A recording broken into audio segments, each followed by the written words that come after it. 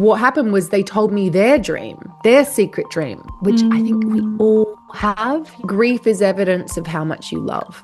It's been the rose all along. We don't know what's in alignment if we don't know who we are as a soul.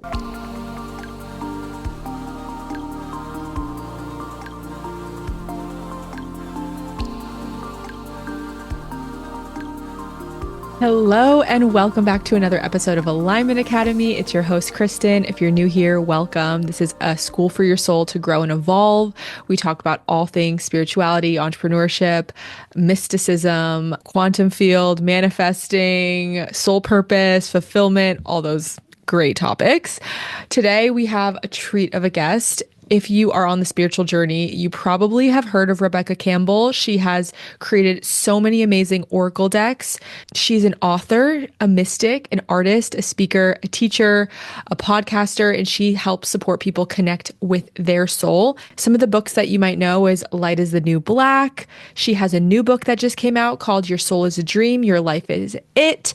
She also has another one called Rise, Sister, Rise. Her oracle decks, Work Your Light and the Rose Oracle, are my personal favorites. I literally have them and I own them. And before this interview or anything, she's amazing. I'm so excited for you guys to hear this episode. We talk about so many things like how to tune into your soul, moving through different seasons in your life, letting go of friendships. We talk about her story and how she found out that she had intuitive gifts. It is just so good and juicy. So without further ado, I'm going to go ahead and let you guys get into the episode. Rebecca Campbell, welcome to Alignment Academy. Yay, so happy to be here. Woohoo. I'm so excited because I think that honestly, if you're anywhere on the spiritual journey, you've seen one of your books or oracle cards, you know, Rise, Sister, Rise and Light is the New Black. And I mean, I've worked with Oracle of the Rose and Work Your Light. I just actually gifted that one to one of my friends that just like got on the spiritual journey. So it feels so surreal that you're here. I'm so excited, but I really actually want to take us back to the beginning. Like, when did you have your spiritual awakening? I know you have a lot of intuitive gifts and you've been doing this for a while, but yeah, I would love to hear your story. I think I first became really aware of it when I was a teenager, so probably about 14, 15. I had a couple of experiences that were just like unexplainable, and it just like really hurtled me deeper and deeper into, I think, what I was always drawn to, but I didn't have any vocabulary to describe it. Like I'd always felt like called towards like seeing the sacred, and I don't know, just I remember being in a car, like going to on school holidays. We'd go up the coast. I lived in Australia then, and I just like watched the world go by, and I now know I was connecting in with my inner voice and my channel, and I would like write poetry and I'd come up with ideas. And so it was like whenever I'd go into those altered states, oh my God, I just loved it. And so, but I didn't really know what it was. I was taught to pray when I was younger, and I really loved that kind of intimate connection with God, the sacred goddess. But the kind of traditional paths, I was raised Catholic, not super religious though, my family, but like, yeah, those paths that are like, there were parts that I resonated with, but other bits that made me feel kind of a bit trapped, you know? And so I think it took me a very long time to realize that I'm really like a mystic, a creative, an artist. And for me, all of us can go direct, and all of us can see the sacred that is right here in front of us. And I'd always been hungry for that. But yeah, from a young age, I had a few experiences, a lot of them to do with like death or people passing or very serendipitous moments. And I began connecting with like people's loved ones who had passed. And so it was really unexplainable. And that's what hurdled me into like properly studying it. Yeah. And then what did that look like? Did you go to a school? Did you hire a mentor? Well, at first, one of the women who lost her daughter, who I ended up like channeling her daughter, she would take me to all of the workshops she was going to. And so we kind of like started unofficially studying together, and I just did it in my free time. And at first it was a lot of self-study. I would just like read books and books and books and books and books, work part-time jobs in order to pay for my books. And back then it was cassette tapes as well. I would listen to them Wow. over and over and over again. So it was a lot of self-study.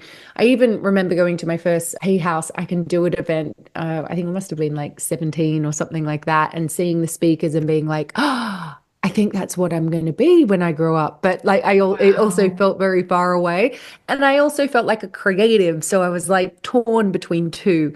I went on to have mentors and do more traditional study through my 20s and 30s. But yeah, I look back in my teens and I was just like insatiable. I would, on my school holidays, I'd go to, there was this secondhand bookstore in a little suburb called DY on the northern beaches of Sydney. And I would buy all these books, which were like ancient myths and ancient stories, particularly of like Hinduism stories. I Mm, was so fascinated by these stories of like the gods and goddesses, and it felt like familiar to me, even though I hadn't learned it. And so there was this kind of longing, this part of me, which anything to do, I now understand it. It's like I consider myself like a protector of the sacred, someone who's fascinated by ancient wisdom. And also like my work is really around helping people remember that connection and reconnect yeah. to that, because I think that we all have that connection deep within us. But I'd use things like my ancient history assignment to explore ancient Egypt and, create beautiful art around it in my art studies. And so I was always drawn to that like ancient wisdom, ancient stories. Yeah.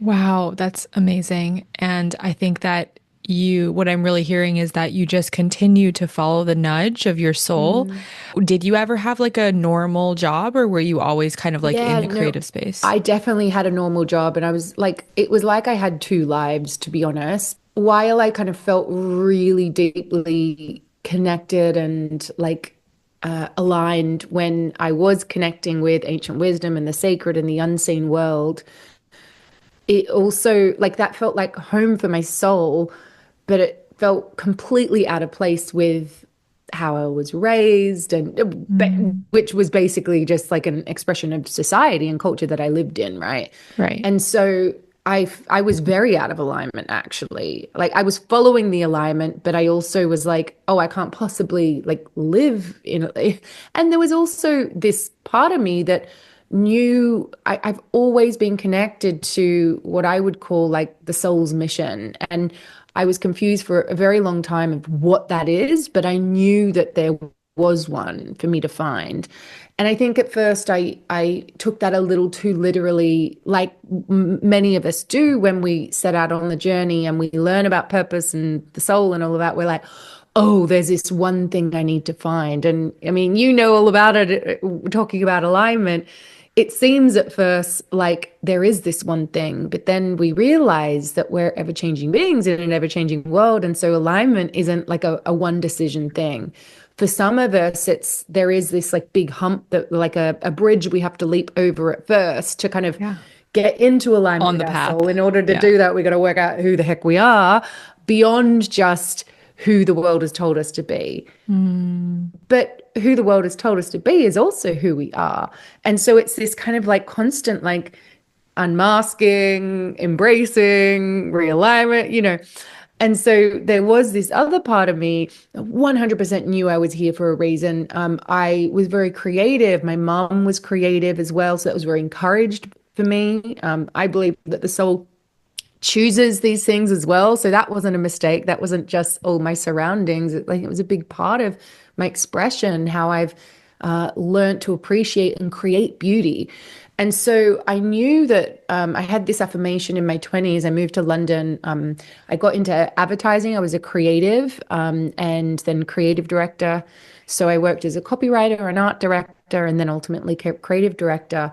And so my job was coming up with ideas, headlines, working with mm, illustrators and photographers and all of that. And like just the best training ground, really, to create oracle cards, which is part of my path that while oracle cards were a huge part of my personal path, I knew I wanted to write a book, but I didn't have this big plan for oracle cards. But oracle cards have just kind of come in, and like I love doing them, and I found them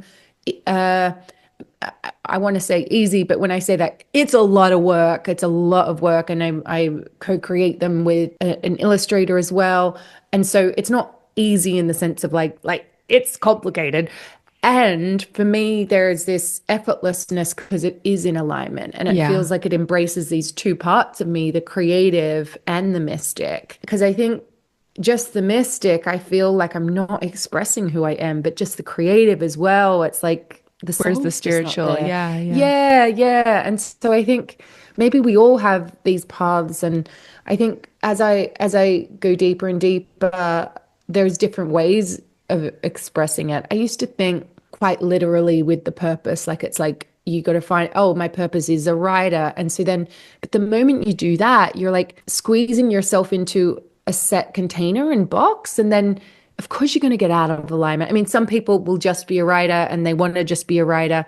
It's definitely not who I am. And so, yeah, Yeah. I think from the perspective of alignment, oh, it's challenging, isn't it? When you think you found who you are, especially if you're like also then sharing that in some sort of I hate the word this, but like brand and, Yeah. like you're sharing your work in that way and you're trying to work out how to do it in a way that's cohesive and in alignment. And then you're like, oh my God, I've changed now. So was all of that wrong? No, it's just I've evolved. Have you found that? I'm actually in the middle of a death portal. So, Oh, yeah, yeah. I mean, so much. And I think that I really actually want to go here because it's so funny how something that used to be so in alignment becomes out of Mm, alignment and mm, nothing's changed, but you've changed. And I think we have mm, to allow space for our souls to evolve. And I think that the purpose is such a beautiful representation of, non-attachment and allowing yourself to grow and remembering that things are always changing, things are always in season. And I love what you say about like alignment isn't one thing because what I find mm. is that when people think it's one thing, then they think that I can get it right and I can get it wrong. Right. And you can't really get it wrong. You can just get Mm, a little closer and like a little further away from the path, but the path is mm, always changing and evolving with you. mm, And mm. so I think it's an interesting concept. I want to quickly interrupt this episode and let you guys know that my next retreat, Meeting the Divine in the Desert, is out and open for enrollment, and there are a couple spots left. This retreat is going to be September 29th through October 3rd in Joshua Tree, California. This is a luxury healing retreat. And if you're feeling the call to work with plant medicine, if you're feeling the call to connect deeper with your soul, to meet soul sisters, to do deep healing work that maybe you can't access on your own, this is for you. We're going to have daily cacao. You're going to have a photo shoot. We're going to have sacred ceremony. It is going to be such a vibe in Joshua Tree. If you are interested, there will be a link below to book a clarity call with me. Make sure you just book as soon as you can, and I hope to see you in Joshua Tree. Another interesting thought that I want to hear your take on is Mm, sometimes those periods of misalignment are actually preparing you for the greatest levels of alignment. Like, for example, mm, you mentioned, oh my gosh, I was I was writing at a magazine. I don't know what you said, like a magazine or just like a big thing, and mm, it was prepping me for mm, my oracle cards. And I have also found, I worked a corporate job. I taught at a yoga studio for a couple years after I quit my corporate job. I was doing all these things. And even though they weren't maybe like the expression that I'm doing now, and I'm like super in my mm, power, they were teaching me how to use my voice. They were teaching me how to do business. They were teaching me all these mm, back end things that I actually really needed for this phase. And I think that mm, sometimes people want to skip this part, the part where mm, it's not sexy. They're not in the thing yet. mm, mm, And yeah, so what's your experience with that? Like how do you think the soul speaks through maybe periods of misalignment mm. or yeah. So good. Well, I think it's all information, right? And because I think some bits, there's like the misalignment, as in, like, I've taken this job and I've done it because I was afraid, for example, versus it was the next right step for me. I know it's not quite it, but it's, and so I think they're kind of a little different, but I do believe nothing's ever wasted. Yeah. And even like when I look back at times when maybe I've like hesitated a little more than I needed to. The moment I gather up the courage to do the thing, to step out, it's like it all just comes. I guess it's kind of like the seasons, like we're not meant to be in full bloom the whole time. Yeah. Because I was really afraid to, like, for me, being like visible and speaking, and at this stage it was social media. Social media was relatively new. When I say like Instagram was just becoming a thing, Facebook had been around a while. But I was like, oh my God, am I really gonna like put myself out there? What about all these people who like think they know who I am and I'm saying I'm this person, and am I sure? I don't know. Yeah. Oh, is it all going to be like, what about this career that I've consciously created? I can't go out like that. And so I hesitated a lot, which in some instances it was really good because it was like building my belief in myself. Mm-hmm. And I think that often it's like the resistance we feel around a call or that is in alignment is very, very normal. It's very normal. And actually, in many cases, it can be a sign that it's like, that's the way. But it's new. And so it's like we gotta sit with that as long as we can until the courage and the drive and the call becomes greater than our fear and resistance towards it. And I definitely had that dance for a very long time. And then when I finally was like, fuck it, I'm just going to go it. I'm going to do it. I'm going to do it. Because, and I had done a lot of work, like a lot of work leading up. So it You wasn't have like, to. I Yeah. just made the decision. Yeah. But because I had that work that I had done and I was preparing energetically, spiritually, mentally, and like, through training and stuff. But when I finally did it, it did feel like I was stepping onto a path that was always mine. And of course, different expressions possible for it. But the essence of that path was always going to be the one that I walked if I had the courage to do it. And so the energy of that destiny, which requires the free will, which requires the conscious choice, felt like it was able to come in. And so there was this feeling, and I love sharing this because I know that when I was like holding back, I really was afraid that I'd miss my moment. Oh, I've left it too late. But I don't think that's such a thing. Like I think that when we finally overcome that resistance and step into that alignment, step into that path, and we got to ground it with action and integration and all of that. But when we do, if it is part of that alignment of our soul's path, the support comes. So, Mm-hmm. and that is what I found. And I think there has been many different periods, just like in my relationship with my husband. It's like we've had a few different marriages already. We've been married Wow. 10 years and like we have a different relationship to when we began. The same exists with us. We're constantly changing. We can't not. And personally, I find that really challenging when it comes to the visibility piece. When you're putting creations out there, you're kind of like, oh gosh, like if I didn't have a deadline for my first book, I would still be writing it, and I'd probably change 50% of that first book.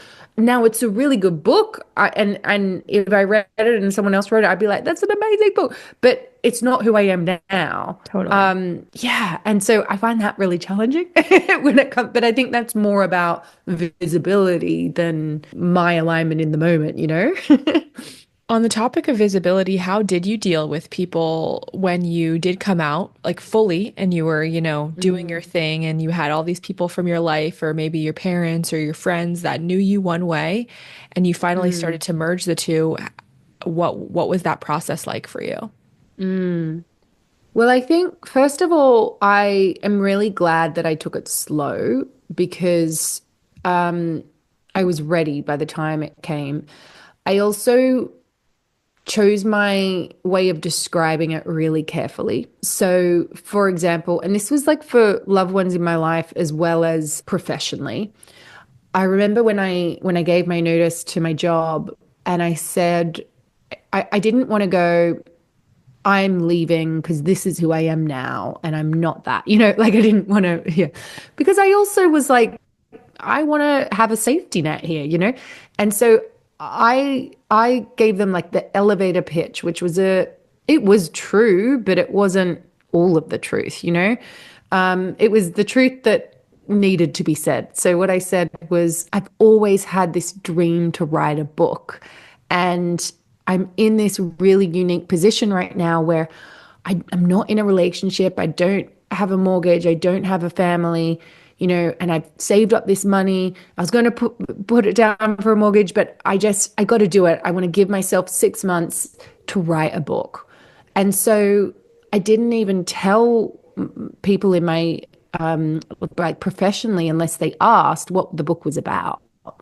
And so because it wasn't actually relevant, you know, the subject matter would have been the thing that made me wobble in Yeah. my self-belief with their reactions. And I wasn't, there was too much of a tender new seed. Yeah. Yeah, so I was managing the input. With like friends and family, I definitely said more, and I like shared more about the business model, you know. And so I instead of going, oh, I'm going to do readings with the Akashic records, you know, I'd just be like, oh, I do one-on-one sessions, you know. So I Yeah. really, I mean, and it might be my background in advertising, and that what I learned was like, you got to understand who Speak the you're language. talking Yeah. to. Exactly.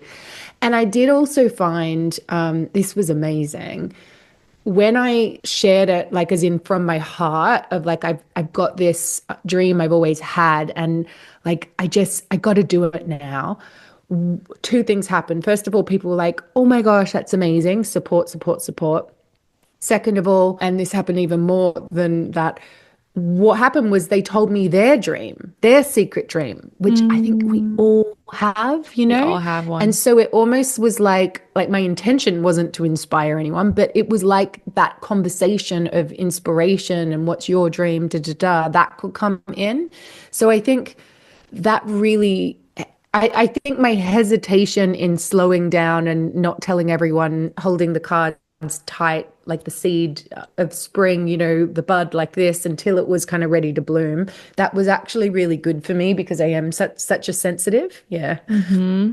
I love that. Yeah. And I think that I talk about having dream boundaries in the beginning too, because you're right. When it Oh, is this yeah. like little tree, wind can knock it over, right? You're not Mm, rooted in the ground. You're not rooted in yourself yet. You're not rooted in the dream. mm, And you have to be careful with who you share because their beliefs do become your beliefs. If they're like, you mm, know, you can't do that. You can't write a book. You think you're going to actually make money from that? Then it's like, mm. that's their limiting belief. It's not yours, but Right. you need to protect that. And so I think in the Yeah. beginning, you can have really strong boundaries. And then I think that that evolves to you need to eventually learn how to be yourself in all situations. And then you can, you know, tell Right. people exactly what you do. So it's Mm, funny how there's different, again, there's different seasons. And I love how much you talk about seasons.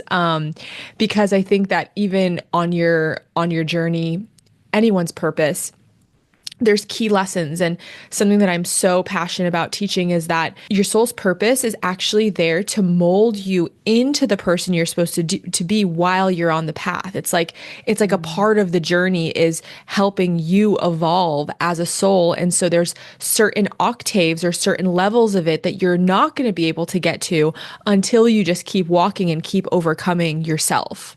And so mm. I think, yeah, just the soul purpose is a such a tricky, intangible part of this human experience, but in my opinion, one of the most important. So true. You're so right. I want to talk about your connection to the rose. Did you ever, well, first of all, before we get into it, were you on like a rose dieta or anything, or were you just kind of having your own connection to it? So knowing what that is, I would say yes, but it was through direct experience. Mm, So how it first came was very simple, actually, and it was around the time when I knew what I was being called to do, but I didn't quite know how to do it. And I prayed, and what I received was the guidance of follow what lights you up. And I wrote down a list of what lit me up, and up the top was flowers, which was actually quite surprising to me. And I also felt like a bit like, that's a bit lame. Like, come on, give me something better. But I know to trust intuition, so I did, and I would buy myself flowers once a week, and that's when I discovered the rose. And so I would, in the end, I'd buy 3 roses each week, and I'd get like the best ones. I'd splurge, and I would put them around my studio apartment. And at the time, my heart was broken. I had lost 2 of my best friends. My 11-year relationship had ended. So I was in Oh my a real gosh. grief portal. I also was introduced by a medicine woman with a practice of using absolute rose oil on the front and back of my heart. So I was doing that every day as well. Wow. I began to discover rose tea. And yeah, so that was like me dipping my toe into understanding the medicine of the rose. And I watched the rose and the peony too, which is not a rose, but for me, it has a similar vibration to the rose. I'd watch as they opened and opened and opened, and I felt like it was giving medicine to my heart. It was healing my heart because it was softening and opening my heart when I most wanted to close it. I also discovered my relationship with beauty and the beauty way, and how like that is where my inspiration comes from. Like that's my prayer devotion. It's my act of devotion. So then I ended up discovering here in England, I'm from Australia originally, so it wasn't, I didn't know this, but here in the UK, English rose is such a thing. And there's a beautiful park, a royal park of London called Regent's Park, and there's a rose garden there, which has like, I think it's like 50,000 Wow. David Austin roses. Like it's phenomenal, and they're super Wow. fragrant. David Austin rose is my favorite rose. Anyway, so I would go there every day, and then I connected through the roses each day. You know, I spoke before about when I was younger and I'd watch the world go by and I'd enter that altered state and I'd write the poetry. So the same thing started happening. It was like as I went up to the flowers, it was like I kind of connected in, and I wasn't sure if it was like my inner voice, like my soul, was it my channel, or was it literally the spirits of nature? I wasn't sure, to be honest. But I then, I'm a Virgo, so I'm really good at like discipline and showing up. And it's also my upbringing too. And so I committed to each day on my way to work, I would walk through the garden and I would write one thing every day. And if I only had 30 seconds, it's fine. I would literally write while I was walking. I'd give myself 30 seconds with the roses and then I'd write. But most days I'd have like about half an hour there or 15 minutes, and I'd do my meditation and then I'd channel something. It might be Wow. a paragraph, it might be a sentence, it might be a page. And I started sharing that, and that literally turned into my first book, and Light is the New Black. And by the time that I ended up getting a publishing deal and I was finishing the last chapter, and I had left my career by then. So it was quite a short period from the rose to Yeah. like relatively, if you're thinking about a book, it was Sure. about a year. And so I'm finishing the book, and then I closed the laptop and the book was done. And I looked up and I saw that I was in the middle of Regent's Park Rose Garden, where I'd written the whole thing from park bench to park bench to park bench. And Wow. it blew my mind.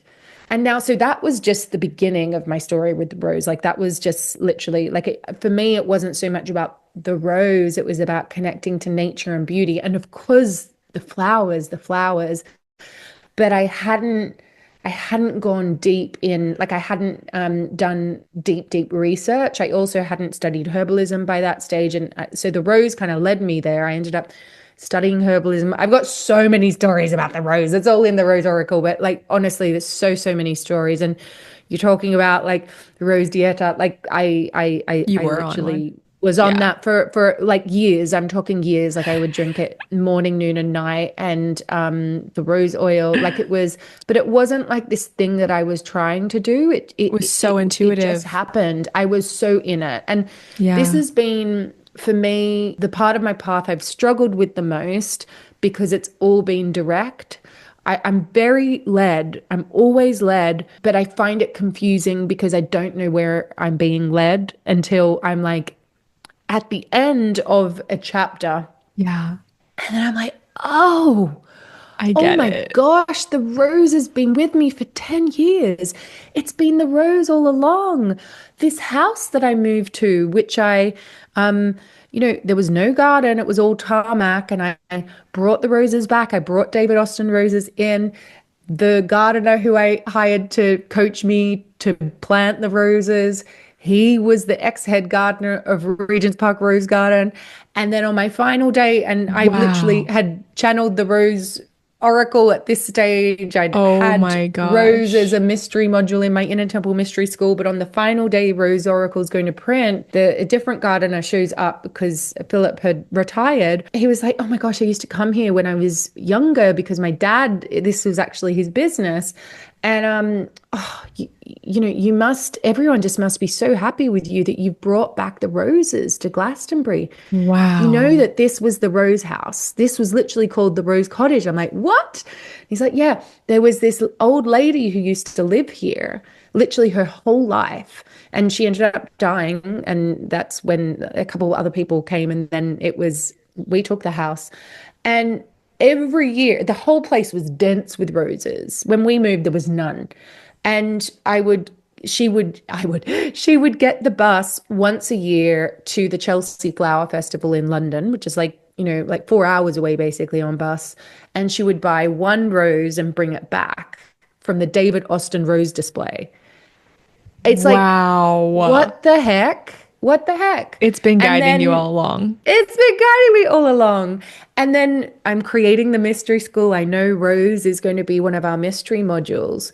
And so I'm doing this and the Rose Oracle. And so I'm like, okay, I'm going to really research the rose. What is it an ancient symbol of? Well, it's an ancient symbol of the sacred feminine. Of course it is. But I didn't know that. But I did, you know? And so I You think did. this is what I mean about like the sacred is already here and we're already connecting with it if we just follow that trail. And it can Yeah. be confusing because it's not being passed down to us like mathematics, like whatever it is that we learn in school, which, I'm not saying that's not important, but, and so Yeah. I really feel passionate about we got to follow that trail. And it's challenging to do it. But when we do it, oh my God, it's amazing. I'm going to make a quick assumption about you if you listen to Alignment Academy, the podcast, that ever since you were little, you just had this deep feeling that you were meant for big things in this world. You weren't here to be ordinary, but you were here to be a mover and a shaker. Hi, I'm Kristen, and same. Except for years, I was self-sabotaging because even though I felt in my soul that I was here to do extremely big things, I could not stop procrastinating, self-sabotaging, feeling massive amounts of imposter syndrome, and don't forget getting triggered as fuck every single day of my life. And honestly, I didn't know what to do. And then I found inner work. I found energy healing. I found all of the modalities that I still use today. The spiritual tools that I use feel like I found a hack to this universe. Like, the rules don't apply to me because I know how to shift my vibration. I know how to reprogram my subconscious mind. I know how to give myself any beliefs that I want to believe about the world, like money comes easy to me and the rules don't apply to me and I don't need a real job. These are all just beliefs that I believe about myself. If you're similar to me, you know you have a big mission, but you know it's also time to get out of your own way and heal your blocks for good so you can actually just take action on your mission. This is why I created Alignment Academy, the membership. Inside this membership, you are going to get everything from live coaching sessions with me monthly, all of my best-selling heart work meditations and hypnosises.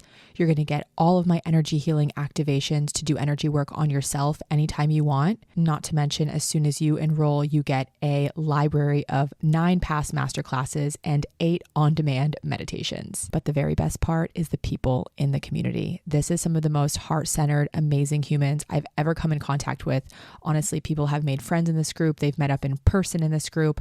It's the place to be. This is seriously the only space on the internet that weaves quantum manifestation, inner work, and business to help you quantum leap in your soul's growth and your business growth. If you're serious about healing, getting out of your own way, and taking massive action this year, then join with the link below. See you inside.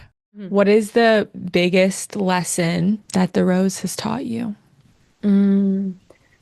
That grief is evidence of how much you love, and to keep your heart soft and open, because if you close it off through the difficult times, then you'll be closing yourself off to the sweetness and joy and nectar of life as well. Yeah.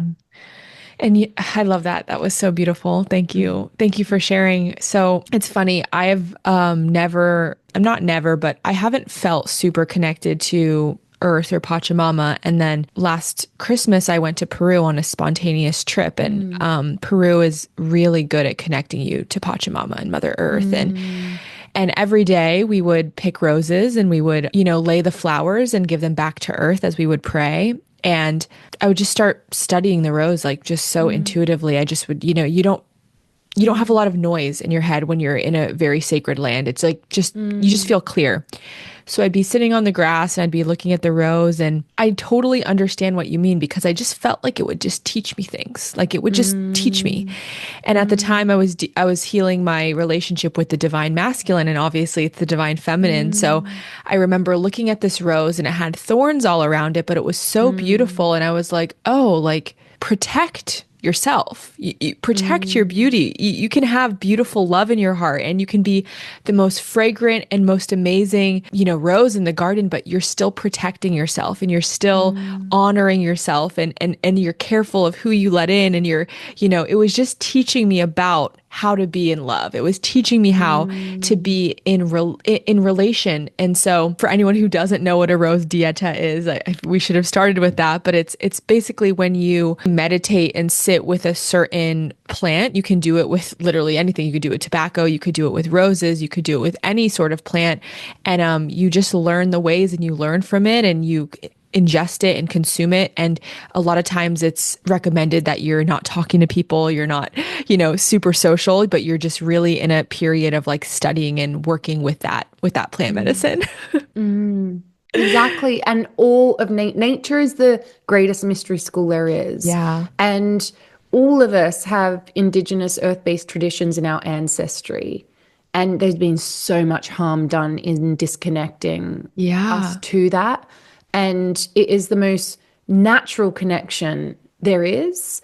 And I think it's revolutionary to do that, Yeah. especially if you've not been taught it, especially if it's not been passed down. And I think that our natural propensity is to, oh, we got to look at books, and we got Hmm. to even like, and I have done this in herbalism, like learn the Latin name, but that is meaningless. It's Like the Latin meaningless. name is to describe and put it in a bucket and da da da da da da. Like it's important to understand. And when I'm talking about plants, especially, like you don't want to just like eat any plant, and like you want to Yeah. learn. And having Totally. teachers is Totally. really important. And like you don't have to ingest any part of nature to receive the medicine from it. Totally. And to like and the first thing is to just see the sacred in it. Like and it doesn't have to be about receiving actually. Like I remember when I first really consciously, this is after rose, but I started then working with other plants, like there's one in particular, nettle, which is it's everywhere here where I live in Glastonbury. And at first I ordered it online in tea bags, and then I bought the loose herbs, but I'm still ordering it online. And then I found a herbalist shop, like a herbal shop up the road from me. Actually, the owner of it, his son is really good friends with my son at school. And then I started learning what the plant looks like. Oh my God, Mm. how did I not start there? How did I not start there? Because Yeah. I was wanting something from it. I was trying to consume rather than connect and see the sacred. Yeah. And this is the disconnection that we all feel, the hunger that we all feel, this need to like try and find and extract, it's the culture that many of us have been brought into, which we are unpacking, unwinding, unearthing ourselves from, or re-earthing ourselves too. Yeah. And so I would walk, and I had my son, he was a little baby at that point, and I'd go on walks and I'd be like, there's nettle. Oh my God. It's always been Nettle's just there. been here the whole time. It's just a plant. They call it a weed. Like it is so super nourishing. And so you develop a relationship and you're like, hi, nettle, you know? And so Yeah. all you're really doing there is like, I see you. And the same thing exists with when the greatest gift we can give anyone is to see who's really there, you know? Yeah. And then there was this one morning when I opened the front door and burst into tears because nettle was literally growing through the cracks in the pavement at my door. And I wouldn't have Wow. seen that. I wouldn't have seen that. And so it was there with you all along and it like Perhaps. you I didn't can't know? tell you Yeah. whether it was there a week before or not. Probably a year before in that season it would have been, but I would have not even seen it or been like, oh, there's a weed, you know? So, That's so mm, crazy. It's so crazy. mm, mm, I think that these plants are so much more alive than they give off or we think because I've had another lady on my podcast, totally different niche, right? She actually deals with healing parasites naturally. And she was sharing on the podcast that when she was healing it, all these herbs that she puts in her tinctures, they were actually on her land and she didn't yeah, even know it.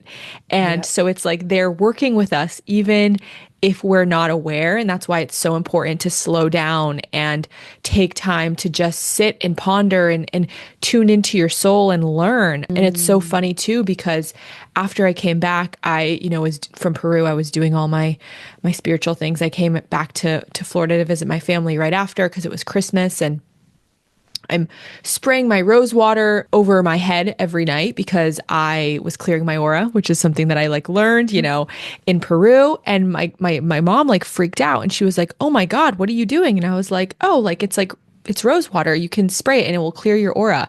And she was like, "Kristen, your grandmother used to do that every day of her life." oh, She was like, she had rose water in her purse. She would bring her rose water everywhere. She mm, would spray it on her face. She would spray it around her. When she would get in the car, mm. she would spray it. She was like, "How did you know to do that?" And I was like, "Well, I learned it in Peru, but that's so crazy." So I think that these things are Wow. so innate in us. We just have to, again, follow the path and they'll find us.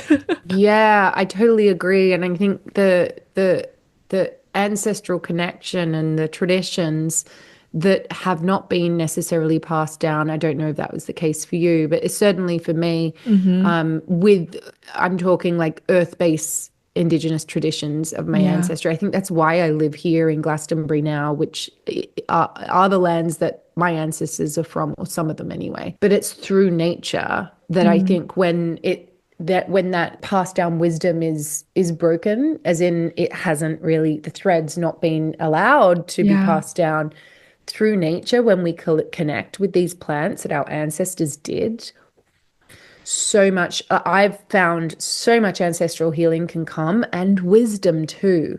It's Yeah. like we're reconnecting. When I started foraging as well, like nettle, rose, etc., I started feeling like the movements that I was doing with my body. I was like, oh, there's a memory of this, which is not from my life Wow. now. Yeah. And, in spiritual terms, you'd be like, oh, it's my soul memory.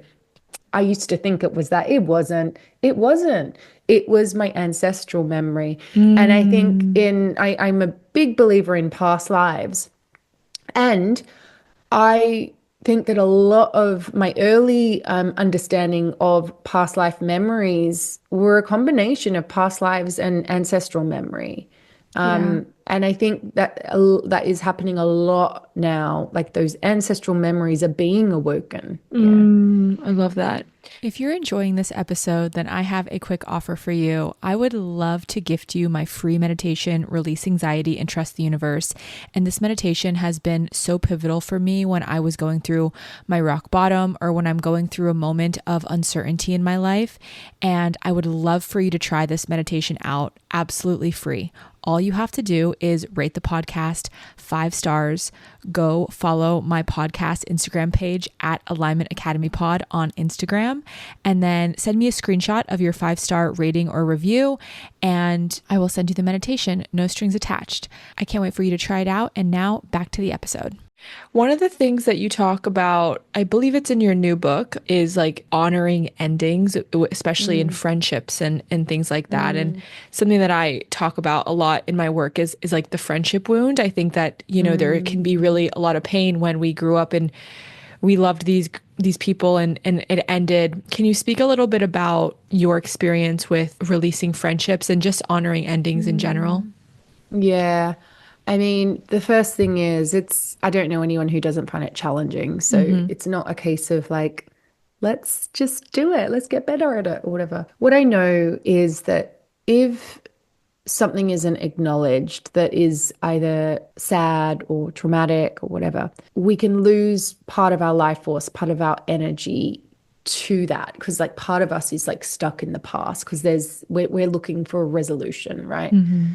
And so just skipping over an ending isn't going to stop that from happening. Actually, it's going to make it worse. So in our society, we've really not been taught to befriend, say, the seasons of autumn and winter, or fall and winter for those in the States. This is where the real power can be cultivated. This is where we can process our grief. But we've been taught to push through it, you know? Mm. But it's so important with friendships in particular, as I'm sure you speak about in your work. It's a special kind of grief when a friendship ends because it's different from a intimate relationship where there might be clearer boundaries, like as in like where a beginning and end is. Whereas with a friendship tends to be more of it's either something happens, and it's hard to resolve. Like someone might ghost the other, or a betrayal or whatever. And because it's different from an intimate relationship where, say, a divorce might happen or a breakup would happen or whatever, friendships, it's very rare for that to actually happen. It's more of a gradual thing.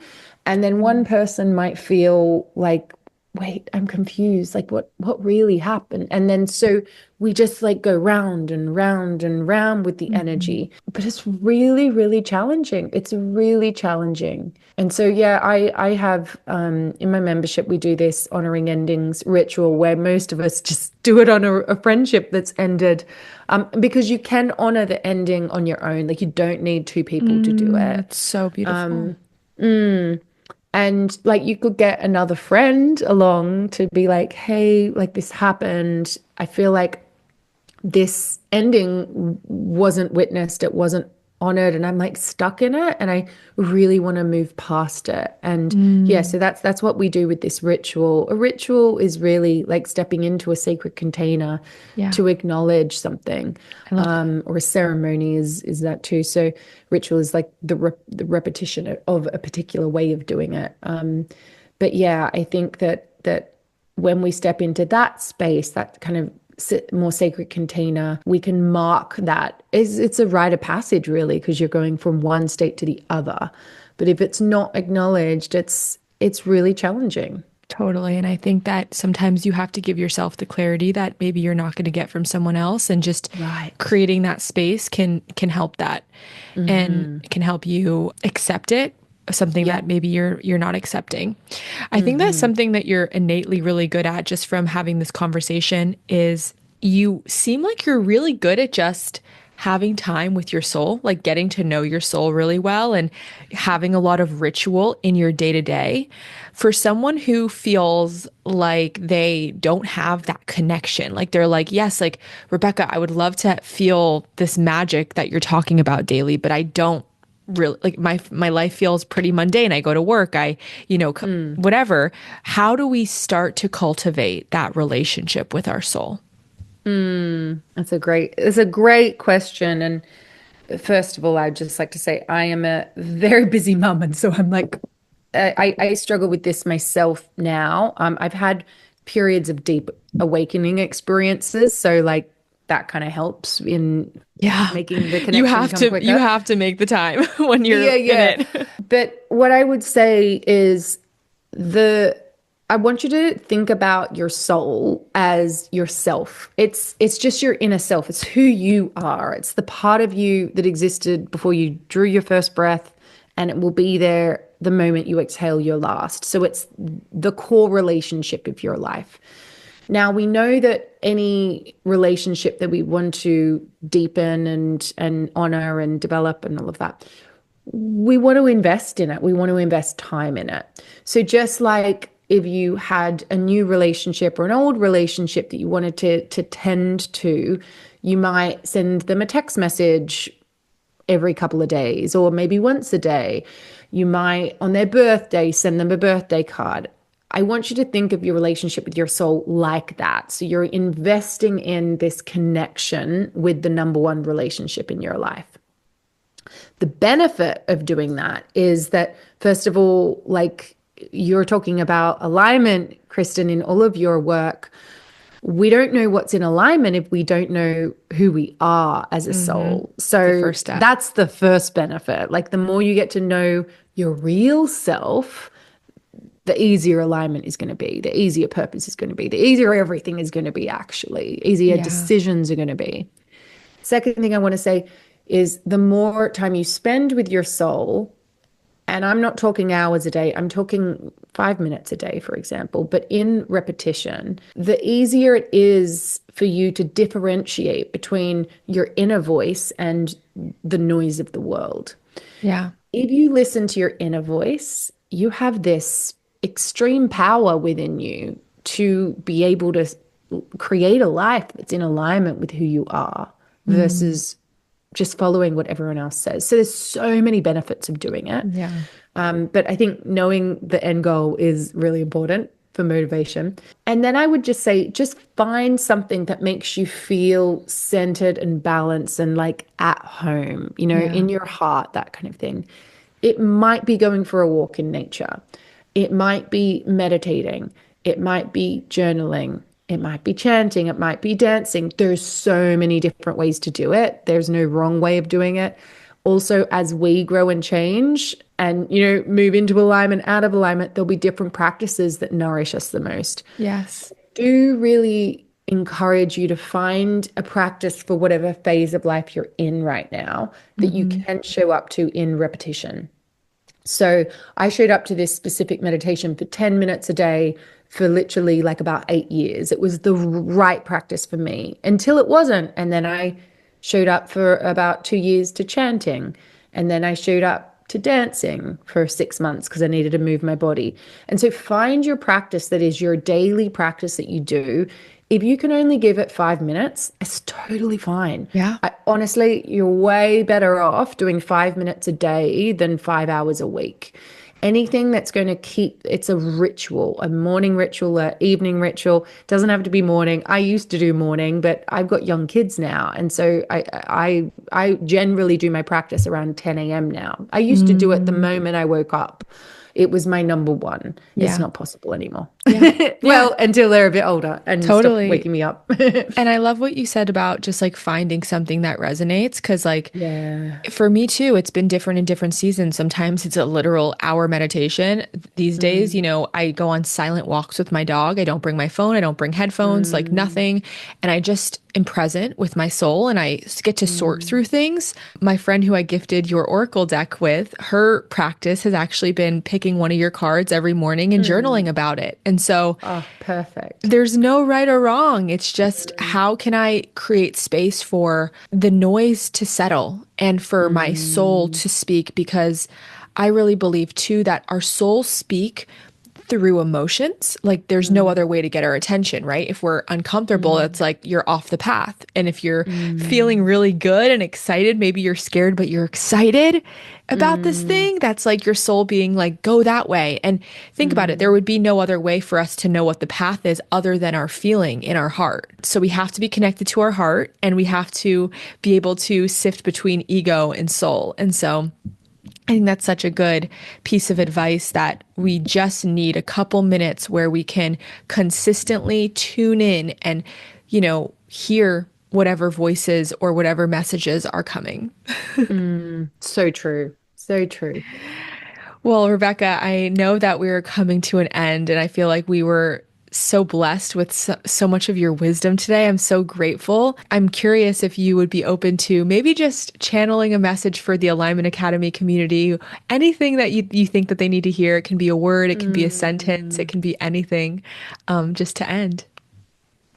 I would just say, just follow the next step, the next right step. Don't try and think about every single step along the way. Just like, what's the next step? And you can connect with your soul, you can connect with spirit, God, goddess. It's just like, what's the next step for me to take? This is, I think, the biggest insight when it comes to properly living an aligned, soulful life. What's the next right step? Because we've got to Mm. be in action rather than, waiting for it all to make sense before we move at all. Yeah. So beautiful. Well, thank Mhm. you so much Thank for joining you. us. I know Lovely. our audience is going to be obsessed with this episode. And if you want to follow Rebecca or work with her in any way, how can our audience find you? Well, all my books and decks are like on Amazon and all your bookstores. And then I'm at RebeccaCampbell.me, and on Instagram, I'm Rebecca Campbell _ author, and I'm on YouTube as well under my name. Amazing. We'll link everything below. See you guys Thanks, next darling. week.